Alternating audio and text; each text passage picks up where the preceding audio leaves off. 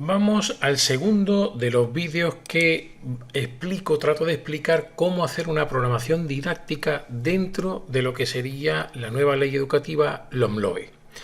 Si no has visto el primero de los vídeos, que creo que es necesario hacerlo, ahora vas a ver, va a aparecer un enlace que te llevaría a ese primer vídeo para que creo que de esa manera, si lo ves, vas a poder entender lo que vamos a hacer en este segundo vídeo.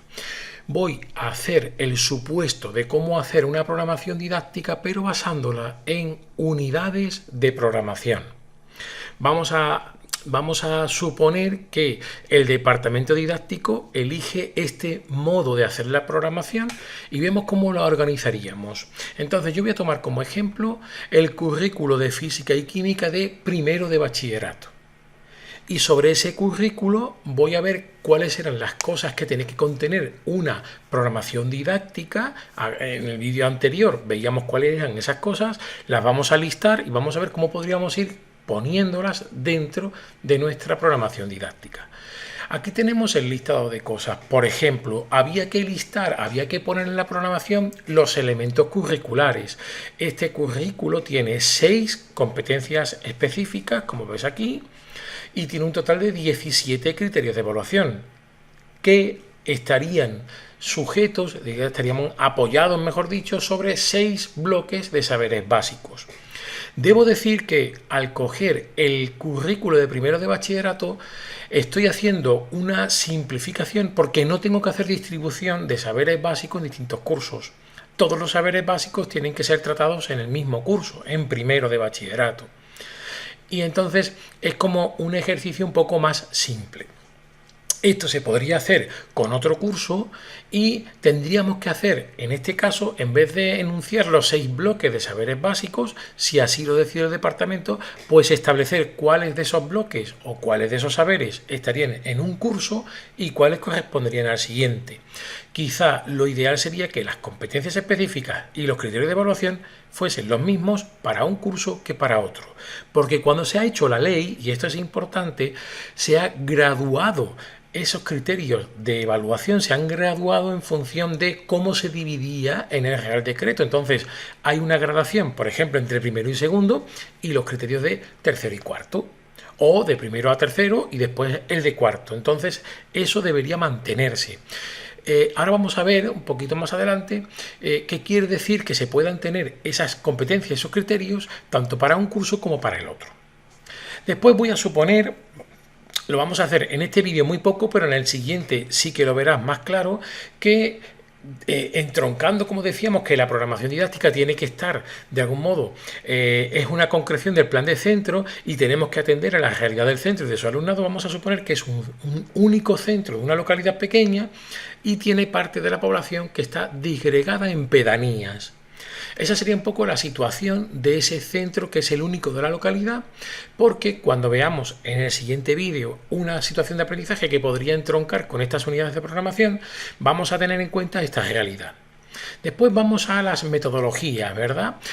Yo aquí voy a marcar varias, aquí se pueden poner muchas otras, pero simplemente para que sea o esté en consonancia con la situación de aprendizaje que después desarrollaremos en otro vídeo. Aprendizaje basado en problemas, aprendizaje servicio y aprendizaje por indagación. Esas serían, digamos, las formas de abordar el aprendizaje en esta programación didáctica. Y lo haríamos también basándonos en el trabajo colaborativo. Vamos a aprovechar también que vamos a trabajar con clase invertida, la famosa Flip Classroom, y vamos a basar parte de la acción, podríamos decir, metodológica, ¿verdad? Didáctica, vamos a basarla en lo que llamamos la tutoría entre iguales, porque en el trabajo colaborativo esta parte va a ser importante.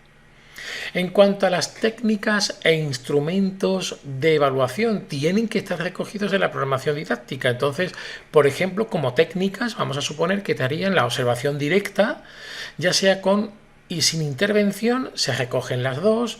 La entrevista grupal, yo voy a considerar que como trabajo en equipo, ¿verdad? Pues voy a hacer entrevistas, pero al conjunto del equipo. No necesito, porque estaré observando constantemente, una entrevista individual, pero sí grupal. Y después la valoración de los productos de evaluación que vayan marcándose en cada una de las distintas situaciones de aprendizaje. Como instrumentos, bueno, pues voy a usar la observación directa y ahí voy a basar gran parte de la evaluación, pues estaría el cuaderno del profesor para poder tomar nota, las listas de cotejo, porque habrá ciertos momentos en la programación didáctica en la cual voy a necesitar simplemente una serie de listas en las que hay un tic, un sí, un no a veces, ¿verdad? Para determinar cómo es el trabajo y cómo se van alcanzando distintos, podríamos decir, logros o distintos desempeños. Un anecdotario, que es un instrumento que puede ser muy válido, por ejemplo, para cosas que tenemos claro que no pueden ocurrir. Por ejemplo, que tienen que entregar todas las tareas que se le van planteando en la situación de aprendizaje en tiempo, ¿verdad? O en tiempo y forma. Bueno, pues podríamos usar el anecdotario que a modo de, no sé, como tarjeta amarilla, ¿verdad? O tarjeta roja.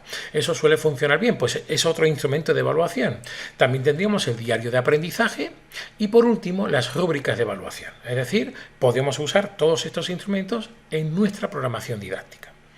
Vamos a ver cómo podríamos extrapolar esto a la calificación. Esto en el primer vídeo lo apunté, ¿verdad? Vamos a intentar detenernos un poquito en esto. Fijaos lo que yo planteo aquí. La calificación, me vengo aquí a ella, ¿verdad?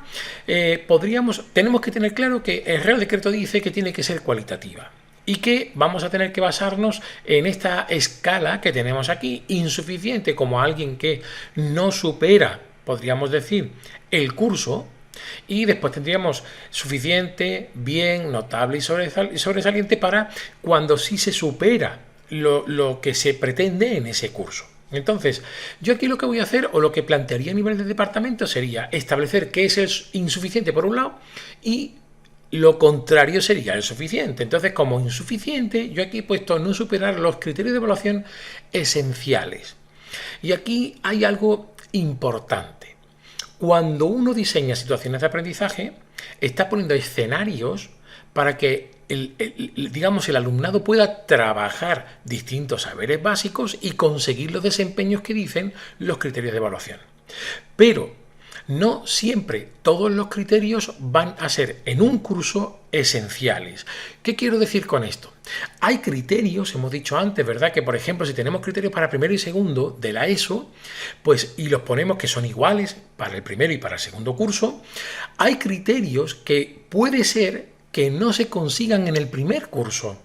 Es decir, hay criterios que, dependiendo, por ejemplo, del nivel de madurez del alumnado, les cueste trabajo completarlo en un curso. Pero como está repetido en el segundo curso, habría que tener en cuenta que hay que extrapolar ese desempeño, no limitarlo a un curso, sino a los dos en los que está. Entonces, quizá ese criterio de evaluación podríamos considerarlo como que no es esencial. Si uno mira los criterios de evaluación de primero de bachillerato para la asignatura de física y química y los criterios de evaluación para física y para química en segundo de bachillerato, verá que hay criterios que son muy, muy parecidos, si no iguales. Pues quizás esos criterios podrían formar parte de lo que llamamos que son los no esenciales.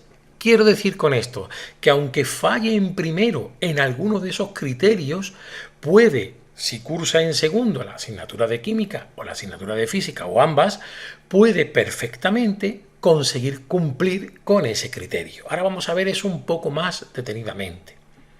Después tendríamos que la calificación de suficiente sería justo lo contrario, es decir, que supera todos los criterios de evaluación que son esenciales. Y ni que decir tiene que esto lo decide el departamento, ¿verdad?, didáctico de la materia. Yo como escala que hay que hacer, pues bien podría ser que cubre con los criterios de evaluación esenciales y yo he puesto aquí más deseables. ¿Esto qué quiere decir? Pues que yo cuando voy a hacer las situaciones de aprendizaje gradúo el nivel de desempeño. Entonces yo puedo poner tareas que sean tareas básicas que estarían dentro de lo que llamamos el nivel esencial de desempeño en los criterios de evaluación y algunas que puedan ser como un poco más ambiciosas que yo considero como deseables. Es decir, que el estudiante o la estudiante tiene que llegar ahí para que sea algo más, digamos, no para que nos entendamos por los pelos, ¿verdad? También podríamos poner la calificación de notable como que cubre todos los criterios de evaluación. todos los que están marcados son cubiertos y el desempeño es suficiente en todos ellos. Pues sería una calificación, por ejemplo, de notable. Y la de sobresaliente, pues sería si cubre todos los criterios de evaluación, pero es que además lo hace habiendo superado las tareas que yo he supuesto o he puesto como de ampliación. Pues en ese caso podríamos darle la calificación final, siempre me estoy refiriendo a la final, de sobresaliente. Y en esto quiero ser muy claro. Las calificaciones que se ponen en la primera evaluación y en la segunda evaluación no son útiles. Lo diga quien lo diga, no son útiles. Se ha establecido eso como norma que dicen que es para informar a las familias y normalmente se le da un papel con unos números que no dicen mucho. Quizá lo inteligente sería cambiar esto, tener en cuenta cuáles son los criterios de evaluación que se han ido trabajando en cada uno de esos puntos de control que llamamos evaluaciones e informar a las familias de, dado que se ha trabajado X criterios, cuáles son los que se han superado y cuáles no, y mucho más importante, a los estudiantes y a sus familias, qué tienen que hacer para poder superar aquello que no han superado. Hemos detectado el problema, pues mira, esta es la solución, puedes trabajar esta parte de esta forma, tienes aquí este material de apoyo. Si quieres puedes entrar, por ejemplo, en el aula virtual y tienes estos recursos para poderlos trabajar y de esa manera superar lo que aún no has conseguido superar. Una vez que tenemos esto claro, pasamos a cómo atenderíamos, digamos, a la diversidad, ¿verdad? Pero decíamos que tenía que ser algo individualizado. Entonces yo, por ejemplo, aquí propondría grupos heterogéneos. Como voy a tener trabajo colaborativo, voy a trabajar en equipo, pues serían equipos heterogéneos, con habilidades distintas y complementarias. Es decir, esos equipos, lo ideal es que estén formados por estudiantes que tienen distintas habilidades, pero es que además puedan complementarse unos con otros. Voy a estar en observación constante en las sesiones de trabajo, con intervención si es precisa, digamos, para un estudiante en concreto o para el equipo, y voy a dar siempre enfoque DUA en las situaciones de aprendizaje y en las sesiones de clase. Esa será la forma de atender a la individualidad digamos, de cada uno de los estudiantes que componen o que forman ese grupo. Después, ¿cuáles son, por ejemplo, los materiales y los recursos? Pizarra digital, tabletas o móviles, aulas de informática, laboratorios, todo eso cabe aquí y el departamento es el que tiene que ponerlo. Después, ¿cómo voy a estar distribuyendo la programación? En mi caso, lo voy a hacer con 3 unidades de programación. Y esas 3 unidades de programación van a llevar, digamos, anejas diversas situaciones de aprendizaje cada una. Así que aquí estamos donde decíamos que vamos a escoger el modelo de unidades de programación. Fíjate que todo lo anterior es algo común en cualquier programación, la hagas como la hagas, la quieras hacer con unidades de programación o con situaciones de aprendizaje. Todo lo anterior es común. Pero aquí ahora lo que tenemos que hacer es decir cuántas son las unidades de programación en las que vas a dividir la programación didáctica. En este caso voy a usar 3. Y hemos dicho que van a ir unidas a distintas situaciones de aprendizaje. Las situaciones de aprendizaje son de por sí transversales y con enfoque DUA. Esa sería la forma de atender a la transversalidad que decíamos en el primer vídeo. Y por último, en las actividades complementarias, pues yo aquí voy a marcar que harán falta, por ejemplo, salidas del centro a organismos oficiales, participación en jornada y feria de ciencia ciudadana, por ejemplo. Así que ya tendríamos todos los componentes necesarios para nuestra programación didáctica. Ni que decir, habría que ser un poco más específico en las salidas del centro. Bueno, pues vamos a visitar tal cosa, vamos a hacer esto porque queremos hacer tal actividad, la feria de ciencia ciudadana vamos a ir, pues no sé qué decir, a la que se celebra en la ciudad tal, todo eso habría que ponerlo. Y vamos a pasar ahora a la siguiente parte, que sería cómo hago yo esas unidades de programación.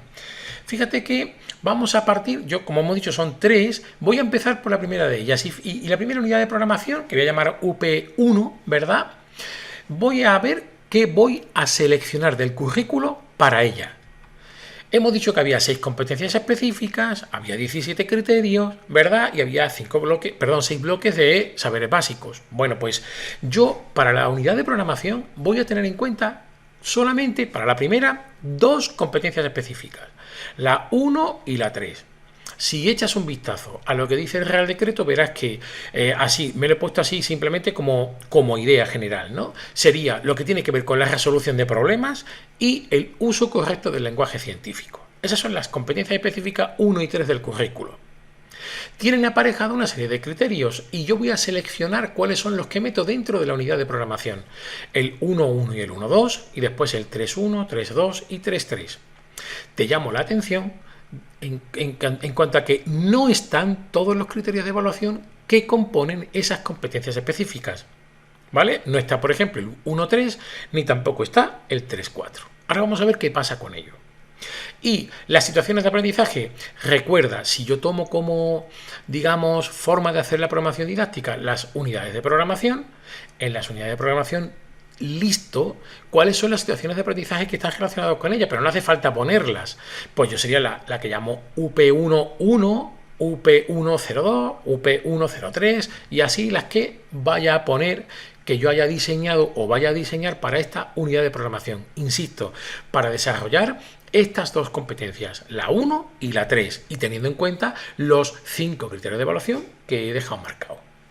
Nos vamos a ir a la segunda unidad de programación. En este caso, la voy a llamar UP2 y voy a seleccionar, igual que he hecho antes, competencias específicas, la 2 y la 4.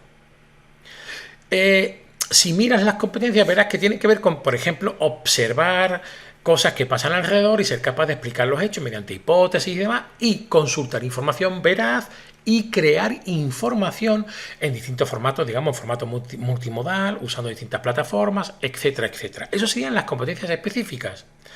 Tengo que seleccionar los criterios de evaluación y es lo que voy a hacer. Y entonces mis criterios de evaluación serían el 2.1, el 2.2 y el 2.3, que son los 3 criterios de evaluación que están asociados a la competencia específica 2. Y además voy a seleccionar el 4.1 y el 4.2, que exactamente igual son los dos que están asociados a la competencia específica número 4. Y te marco aquí en amarillo el criterio de evaluación 3.4, que no estaba en la primera unidad de programación y lo voy a meter en la segunda. ¿Y esto se puede hacer? Por supuesto que sí. Y ahora vas a entender por qué. Hemos dicho, en la primera teníamos la resolución de problemas y el uso del lenguaje científico como idea general, ¿vale?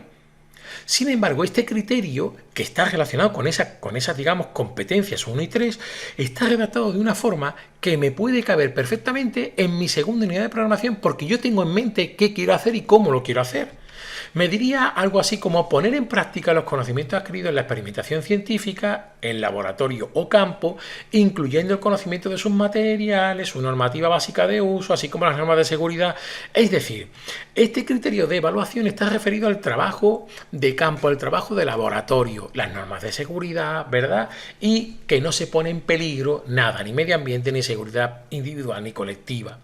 Si yo quiero meter en esta segunda unidad de programación experimentos que sean, por ejemplo, de carácter cualitativo, necesito encajar aquí este criterio de evaluación. Por eso lo he puesto así, ¿vale? Y no hay ningún problema en hacerlo. Después, en la práctica, habrá que hacer cálculos. Bien, pues esos van a ir recogidos aquí en la primera unidad de programación. Y después tendríamos situaciones de aprendizaje, pues la UP201, UP102, UP203, fíjate que también está marcado en verde. Al final te voy a explicar por qué. Y nos vamos a la tercera unidad de programación. La voy a llamar UP3 y hago exactamente lo mismo, pero ahora selecciono las competencias específicas 5 y 6. Tienen que ver, si las lees, con lo que sería el trabajo colaborativo y lo que llamo el servicio a la comunidad, es decir, detectar, por ejemplo, necesidades en el entorno de los estudiantes y ser capaces de idear soluciones y demás, ¿vale? Si uno mira esas competencias específicas, verá que más o menos se pueden englobar en esta descripción que he puesto aquí. Nos vamos a los criterios de evaluación y fíjate que el primero que aparece es el 1.3, que no estaba en la unidad de programación 1. Después aparecen, ahora sí, los 3 que hay de la competencia 5, 5.1, 2 y 3, y los 2 de la competencia 6, el 6.1 y el 6.2. ¿Y qué decía el 1.3? Pues fíjate que lo que decía era identificar situaciones problemáticas en el entorno cotidiano, emprender iniciativas y buscar soluciones sostenibles desde la física y la química, analizando críticamente el impacto producido en la sociedad y el medio ambiente. Me cabe perfectamente este criterio en esta tercera unidad de programación porque yo estoy pensando en hacer situaciones de aprendizaje en las cuales los estudiantes van a tener que buscar problemas, digamos, o disfunciones que hay alrededor suya y tratar de buscar soluciones, además de podemos hacer, digamos, o hacer una campaña de fomento, de información sobre esos problemas y esas soluciones. Entonces me cabría perfectamente el criterio de evaluación aquí. Y ahora te llamo la atención sobre otra de las cosas que decía en el primer vídeo. Ya estoy seguro de que están las 6 competencias y que están los 17 criterios de evaluación.